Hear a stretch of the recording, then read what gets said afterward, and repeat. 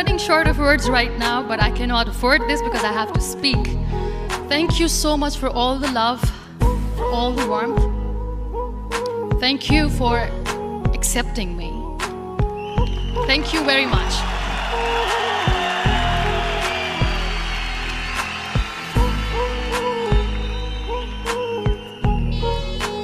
Well, I always start my talk with a disclaimer. And that disclaimer is that I've never claimed to be a motivational speaker. Yes, I do speak, but I feel more like a storyteller because wherever I go, I share a story with everyone. Well, it is a story of a woman whose perfectly imperfect life made her who and what she is today. It's the story of a woman who, in pursuit of her dreams and aspirations, made other people realize that if you think that your life is hard and you're giving up on that because you think your life is unfair, think again.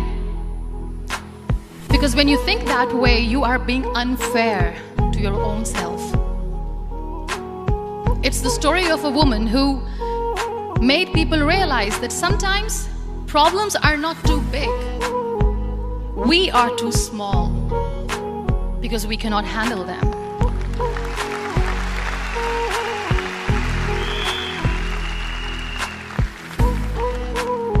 It is the story of a woman who with time realized that real happiness doesn't lie in success, money, fame. It lies within. Real happiness lies in gratitude. So I am here and I'm going to share the story of that woman. That is my story. The story of gratitude.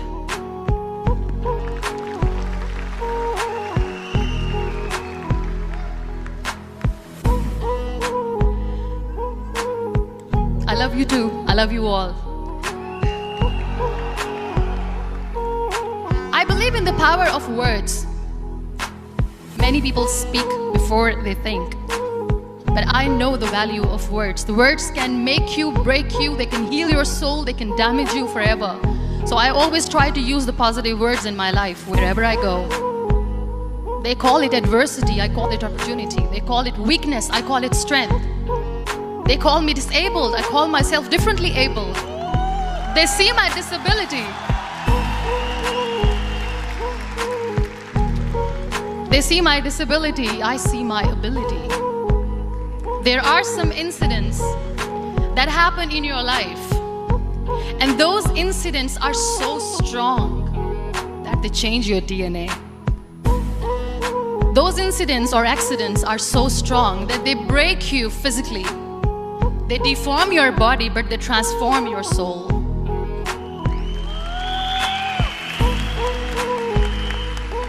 Those incidents break you, deform you, but they mold you into the best version of you.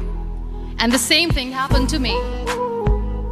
And I'm going to share what exactly happened to me. I was 18 years old when I got married. And this thing I'm sharing for the very first time on an international level. I was 18 years old when I got married. I belonged to a very conservative family, a Baloch family, where good daughters never say no to their parents. My father wanted me to get married. And all I said was, if that makes you happy, I'll say yes. And of course, it was never a happy marriage. Just about after 2 years of getting married, about 9 years ago, I met a car accident.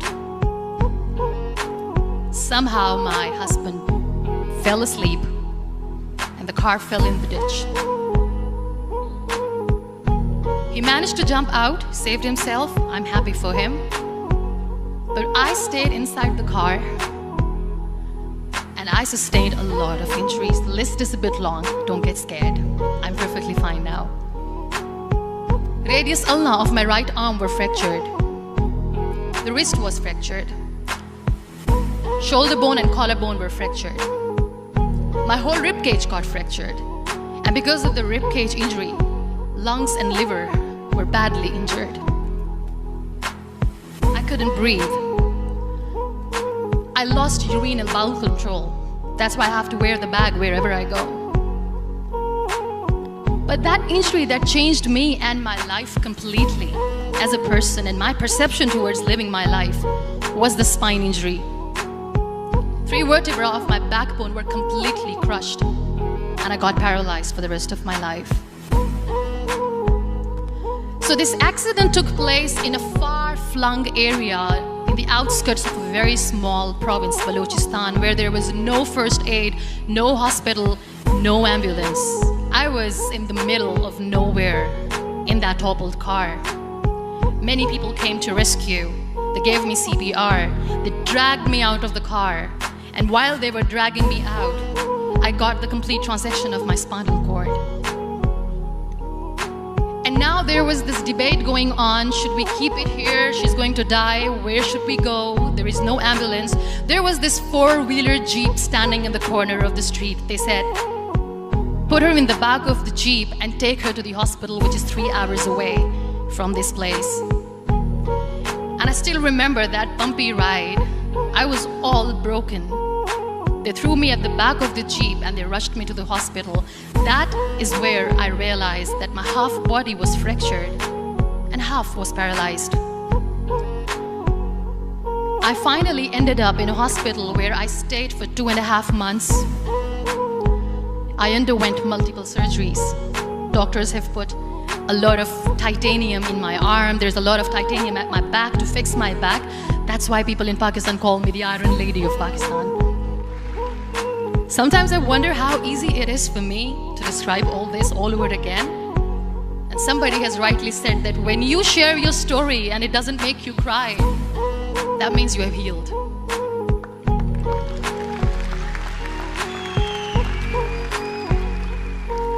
Those 2.5 months in the hospital were dreadful. I will not make up stories just to inspire you. I was at the verge of despair. One day, doctor came to me and he said, well, I heard that you wanted to be an artist, but you ended up being a housewife. I have a bad news for you. You won't be able to paint again because your wrist and your arm are so deformed, you won't be able to hold a pen again. And I stayed quiet. Next day, doctor came to me and said, your spine injury is so bad, you won't be able to walk again. I took a deep breath and I said, it's all right. The very next day, doctor came to me and said, because of your spine injury and the fixation that you have in your back, you won't be able to give birth to a child again. That day, I was devastated. I still remember, I asked my mother, why me? And that is where I started to question my existence. Why am I even alive? What's the point of living? I cannot walk, I cannot paint, fine. I cannot be a mother. And we have this thing in our heads being women that we are incomplete without having children. I am going to be an incomplete woman for the rest of my life. What's the point? People are scared. They think I will get divorced. What is going to happen to me? Why me? Why am I alive? We all try to chase this tunnel. We all do this because we see light in the end of the tunnel, which keeps us going. My dear friends, in my situation, there was a tunnel that I had to roll on, but there was no light. And that is where I realized that the words have the power to heal the soul. My mother said to me, this too shall pass. God has a greater plan for you. I don't know what it is, but He surely has.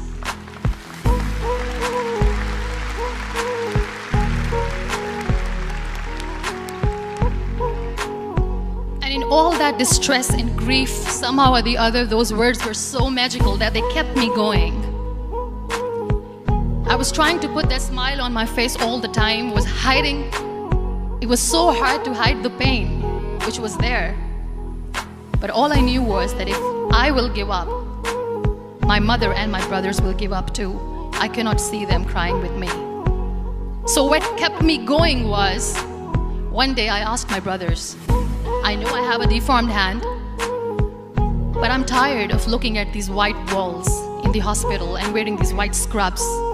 I'm getting tired of this. I want to add more colors to my life. I want to do something. Bring me some colors. Bring me some small canvas. I want to paint. So the very first painting I made was on my deathbed, where I painted for the very first time. It was not just an art piece or just my passion. It was my therapy. What an amazing therapy it was. Without uttering a single word, I could paint my heart out. I could share my story. People used to come and say, what lovely painting. So much color. Nobody could see the grief in it. Only I could. So that's how I spent 2.5 months in my hospital, crying, never complaining or whining, but painting. And then I was discharged and I went back home. And I went back home and I realized that I have developed a lot of pressure ulcers on my back and on my hip bone. I was unable to sit. There were a lot of infections in my body, a lot of allergies. So doctors wanted me to lie down on the bed straight for not 6 months, for not 1 year, for 2 years. I was bedridden, confined in that one room, looking outside the window, listening to the birds chirping, and thinking maybe there will be a time when we'll be going out with the family and enjoying the nature. That was the time where I realized how lucky people are, but they don't realize. That is the time where I realized that the day I'm going to sit, I'm going to share this pain with everyone to make them realize how blessed they are, and they don't even consider them lucky. There are always turning points in your life. There was a rebirth day that I celebrated. After 2 years and 2.5 months, when I was able to sit on a wheelchair, that was the day when I had the rebirth. I was a completely different person. I still remember the day I sat on the wheelchair for the first time, knowing that I'm never going to leave this, knowing that I won't be able to walk for the rest of my life. I saw myself in the mirror and I talked to myself. And I still remember what I said. I cannot wait for a miracle to come and make me walk. I cannot sit in the corner of the room crying, cribbing and begging for mercy because nobody has time. So I have to accept myself the way I am. The sooner the better. So I applied the lip color for the first time.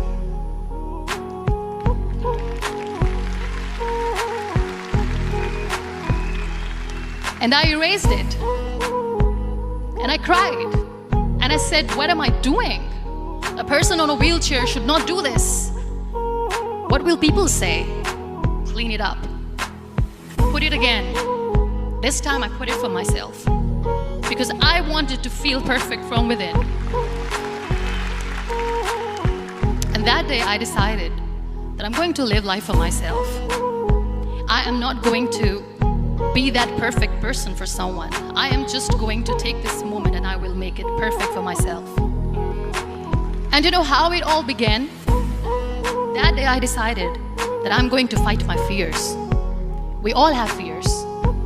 Fear of unknown, fear of known, fear of losing people, fear of losing health, money. We want to excel in career, we want to become famous, we want to get money. We are scared all the time. So I wrote down one by one all those fears. And I decided that I'm going to overcome these fears one at a time. You know what was my biggest fear? Divorce. I couldn't stand this word.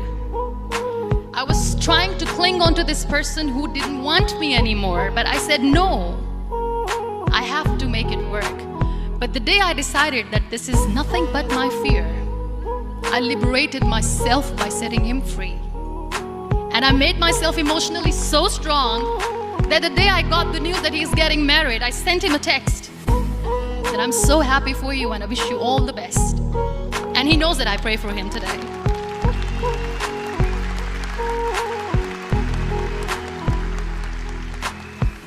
My biggest fear, number 2, was I won't be able to be a mother again. And that was quite devastating for me. But then I realized there are so many children in the world, all they want is acceptance. So there is no point of crying, just go and adopt one. And that's what I did.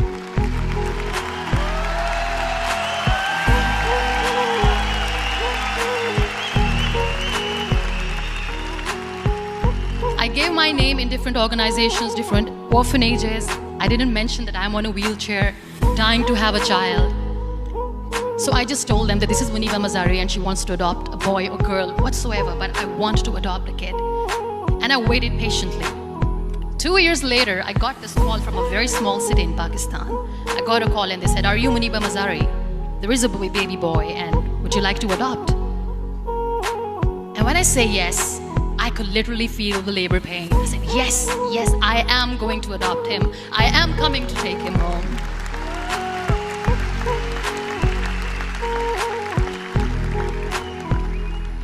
And when I reached there, the man was sitting and he was looking at me from head to toe. And in back of my head, I kept thinking that, oh my God, he's going to say she's on the wheelchair, she doesn't deserve it. How is she going to take care of him? And I looked at him and I said, do not judge me because I'm on the wheelchair. But you know what he said? He said, I know you will be the best mother of this child. You both are lucky to have each other.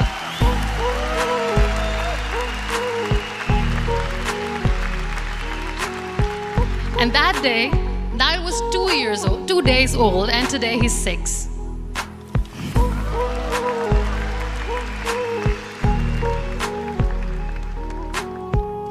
You'll be surprised to know another bigger fear that I had in me. It was facing people. I used to hide myself from people. When I was on bed for 2 years, I used to keep the door closed. I used to pretend that I'm not going to meet anyone, tell them that I'm sleeping. You know why?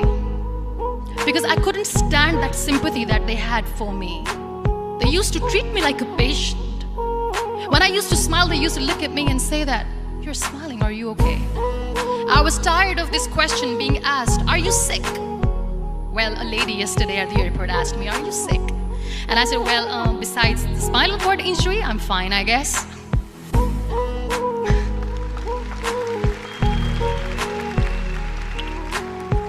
But those are really cute questions. They never used to feel cute when I was on the bed. So I used to hide myself from people, knowing that, oh my God, I'm not going to see that sympathy in their eyes. It's all right. And today I'm here speaking to all these amazing people because I have overcome the fear.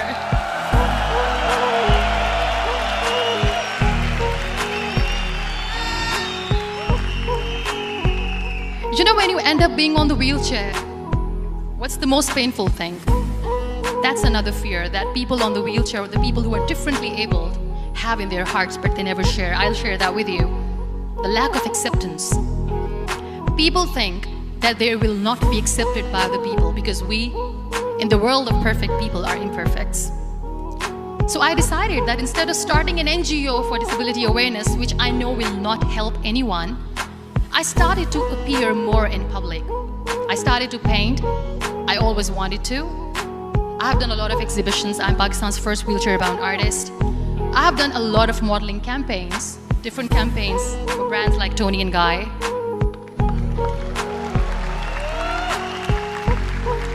I have done some really funny, breaking the barriers kind of modeling. There was this one by the name Clown Town where I became a clown because I know that clowns have hearts too. And then I also decided that if I really want to make the difference, I am not going to let people use me for their polio campaigns where they will make you a victim and an emblem of misery and mercy and will say that, you know what, give polio drops to your children or they'll become like this girl.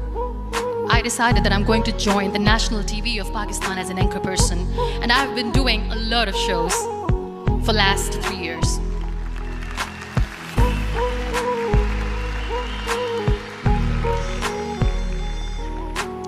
So when you accept yourself the way you are, the world recognizes you. It all starts from within. I became the National Goodwill Ambassador for UN Women Pakistan, and now I speak for the rights of women, children. We talk about inclusion, diversity, gender equality, which is a must.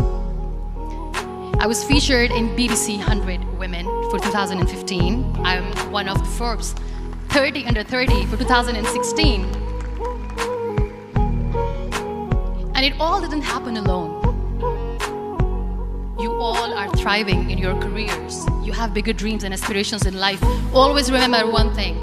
On the road to success, there is always we, not me. Do not think that you alone can achieve things. No. There is always another person who is standing behind you, maybe not coming on the forefront, but behind you, praying for you and supporting you. Never lose that person. Never.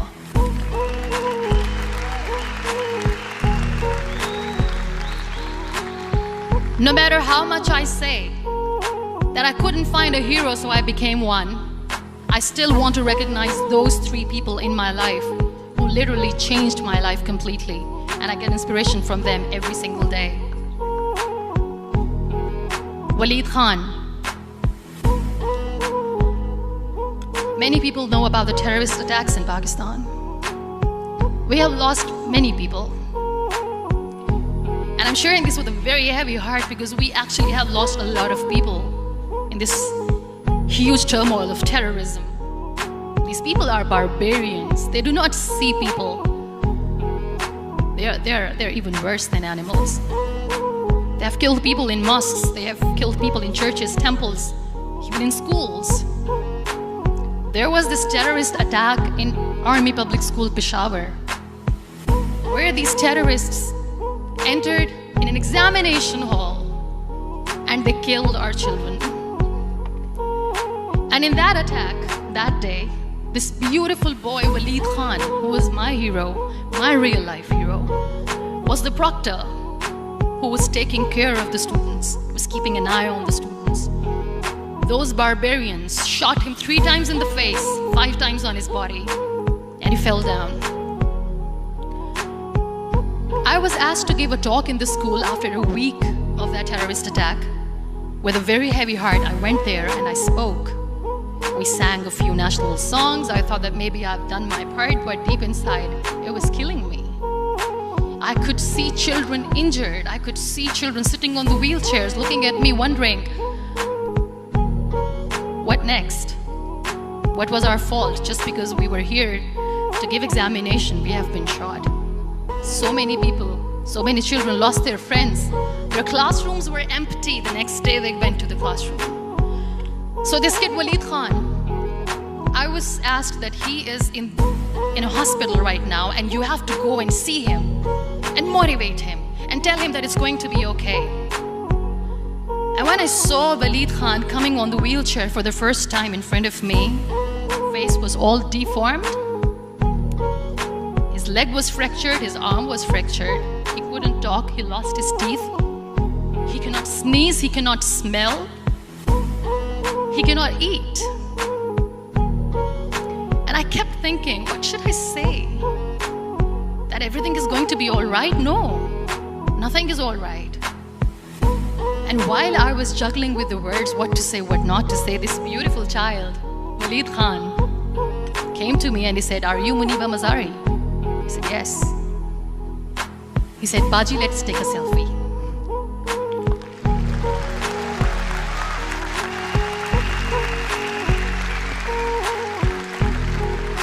And with that beautiful toothless smile of Waleed Khan, we took that beautiful selfie that I still have with me. I don't share that here because he was in a very bad shape that time. And that is where I realized that when I was thinking too much about his deformities, he's happy with himself. He doesn't even care. Because today he goes in the same school, and when somebody asks him that what happened to your face, why so many scars, you know what he says? "These scars are my medals and I wear them with pride."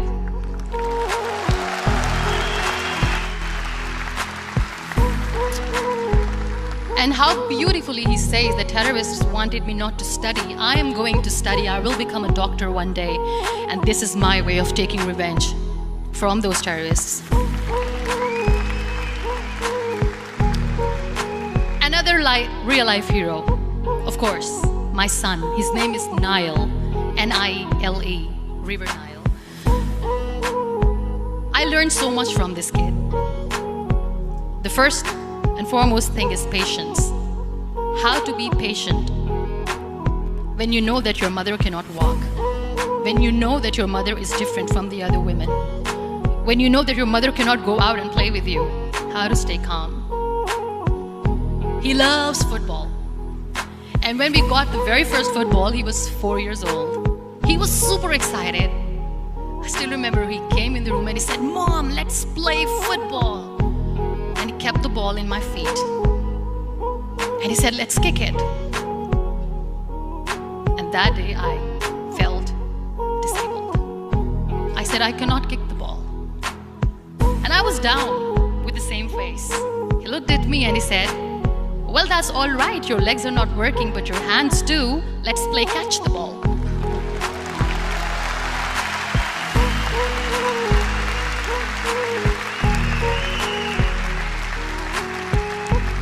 You know what? That day he made me realize that when you think your glass is half empty, come on, your glass is half full.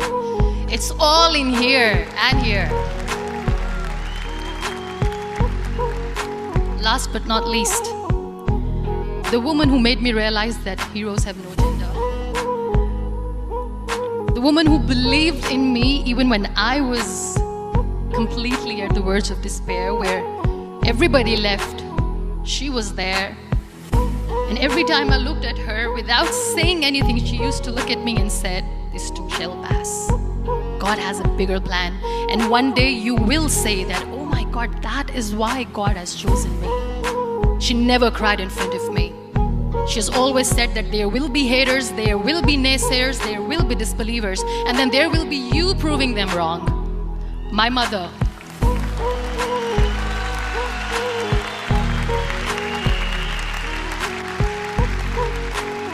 Whatever I am today, I'm nothing without her. I'm nothing without her. Thank you, Mama. I wish you were here. Thank you for making me who I am today.